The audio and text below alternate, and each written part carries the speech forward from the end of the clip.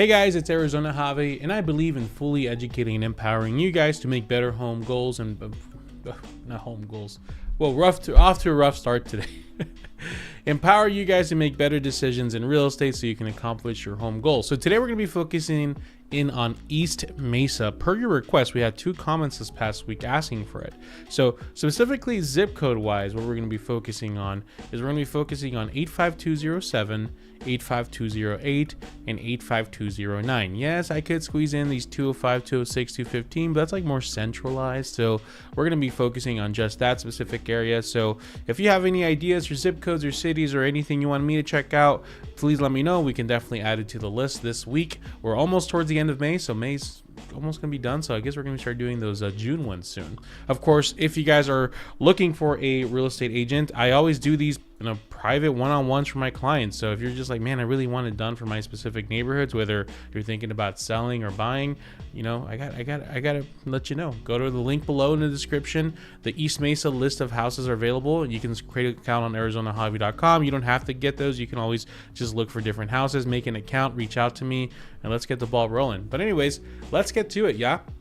So we're gonna be focusing in on active under contract close, average and median price, and gonna give our accurate prediction on where we think we're going, right? Are we going upward, downward? So for people looking to buy or maybe looking to sell down the road, like, you know, where do we go with this? So let's get to it. Let's see, let's focus in on just the MLS listing first right now. So we're gonna do zip code search 85207, 208, and 209. You know, the comment that's stuck in my brain right now is someone on my Chandler video, which is getting, you know, okay, it's getting like some traction on it. And not only that, but a lot of, you know, I had a past client go on there and give it like, oh, Javier helped you and all this stuff. So it was like really good. But there was one that was just like, this was a bad video. And it's like, I don't mind like critiques like, oh man, your nose is big, or you don't know how to speak English properly. But it's just like those general ones that just burn, just like a little sweet burn. You're just like, it's like when the little kid tells you that you're like, oh my gosh, you're fat. It's like, but when you know, when your cousins or your friends tell you you're fat, you're like, ah ha ha. But anyways, so there's currently 195 houses for sale. Not too bad. Let's see what the situation looks like with the under contract and pending houses. 141. That's interesting. 195. Every time I make one of these videos, what's like, everything's always interesting. Can it just be like not interesting at once? In the last 31 days, we're gonna be at 151. Whoa, how's that? We've had more houses sell than under contract. That's the first I see. Let's see.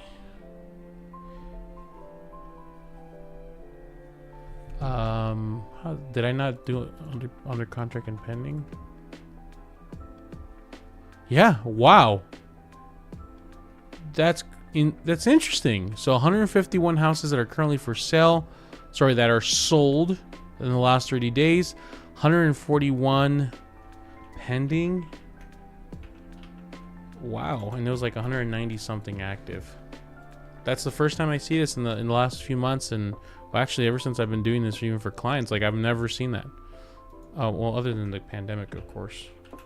Okay, so right now it looks like we have a record-breaking number here. So let me see there. So we have 195 houses currently for sale, 141 that are currently under contract or pending, meaning that they're in process of closing, and 151 sold, meaning that we had more houses sell 30 to 60 days ago than we do 0 to 30 days from now. So it looks like it was like a little boom, and now it's kind of slowing down. So I don't know if that's going to be a common trend now as we approach, you know, the middle of the month. Usually the middle of the year is like the hottest real estate season. So I don't know if we're going to start seeing that trend a little more, but let's get to it. Let's look at the average sales price. Currently we are okay. On my Chandler video, I had my iPad set up where I was able to write on the screen. Let me know if you guys like that or not. I could do it, it's no problem. It's just, you know, didn't really get any specific comments on it. So I'm not going to do the hassle of doing that if you guys didn't really care for it. Let's focus only on single family. Let's not focus on the mobile homes because I know there's a lot of mobile homes areas over there. And let's focus in on 2019. Let's do only 3,000 square feet homes, 1 to 3,000 square feet. Okay, so interesting trend here. We have our common peaking them down, and then we've had a general we had an okay increase, and then out of nowhere just a massive boost. So if we follow the trend here, increase, slow, and then I didn't get the last peak there. Let me try that again. Just like that. Let's make this a little smaller. So we got and then slight increase, and then just like this. Interesting. So we have definitely a higher peak happening here, and this was maybe not as much. So it looks like it was like a slow, and the peak is starting to kind of get up there, sharpening up a bit, which is concerning because we're almost getting to that point where we're actually, according to this, we've already passed that point. We were right here approximately. So yeah, we're already past that peak, which is unfortunate for all of my market crash folks waiting for something to happen. Average sales price says otherwise. Let's look at our median sales price. Well, let's write this down first. 536,205.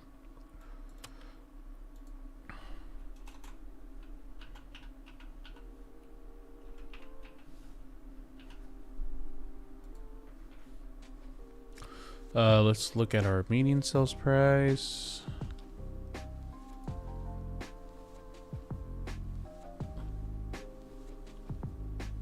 Let's do Mesa.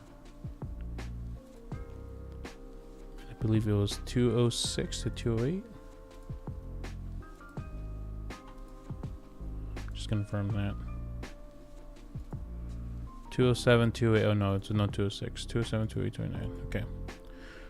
Same thing. Let's only do up to 3,000 square feet, and no mobile homes or anything. Let's just do specifically SFRs. Okay, median home is always going to be a little bit flatter, which is normal. Let's take out these extra years here. Let's focus only on here.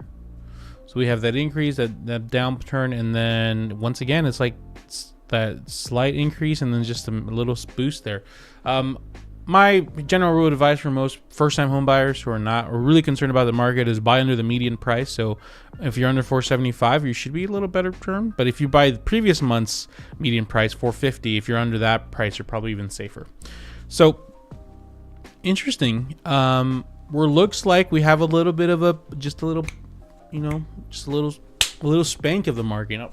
It's like, when you're just walking slow, and your partner or significant other you're just like, oh crap, like that's what's happening to the market. So let's look at our active. I don't know what's wrong with me, I'm sorry. I remember when I started these live streams for my local channel, like right now there's 0 viewers. I remember it was so intimidating at first to just do these videos with nobody else, because I'm used to my main channel having like at least 100 people or something, and I've gotten more comfortable with no one here, and unfortunately sometimes it comes across like it comes out in little jokes like that maybe shouldn't be. Probably better if we just keep to myself. If I have 207, 209. Okay, so active inventory, benchmarks, tippy top of the market was 63 to 33, bottom of the market about 171. So looks like we are closer to the higher benchmark here, but unlike other cities, we're not catching up to that. We're kind of just floating here in this 450 range. Let's compare that to the under contract number.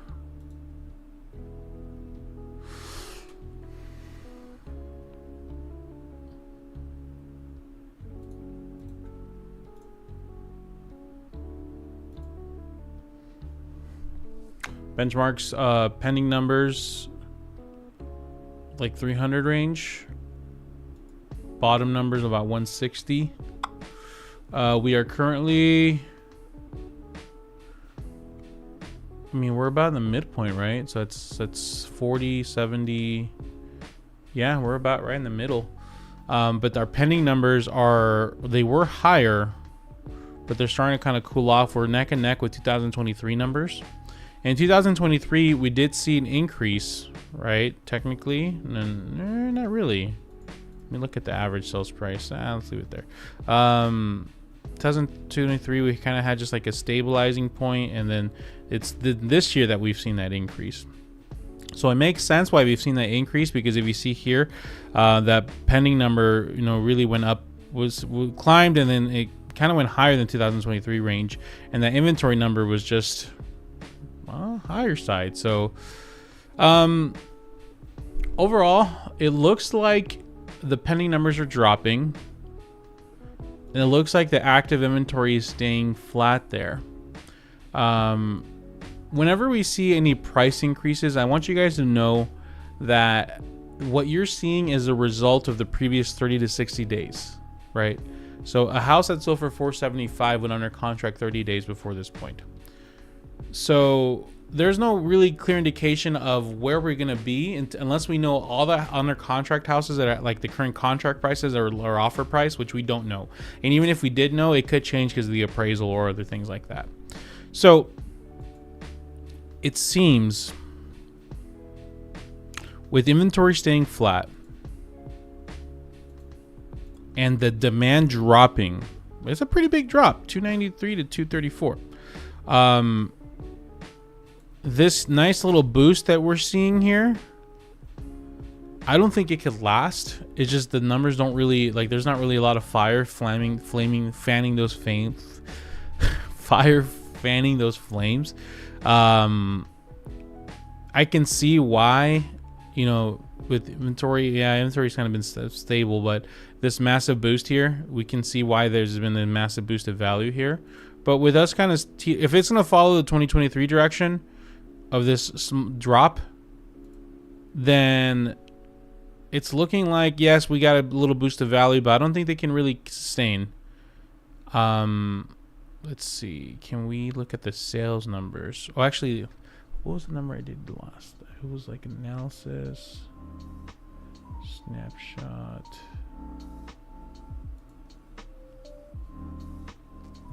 Zip codes.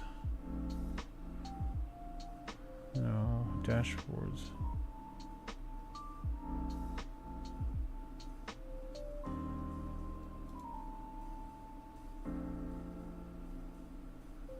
Yeah, this is the one. Let me see if I can narrow it down to Mesa 2728209. Can we like multiple select? Nice. Okay.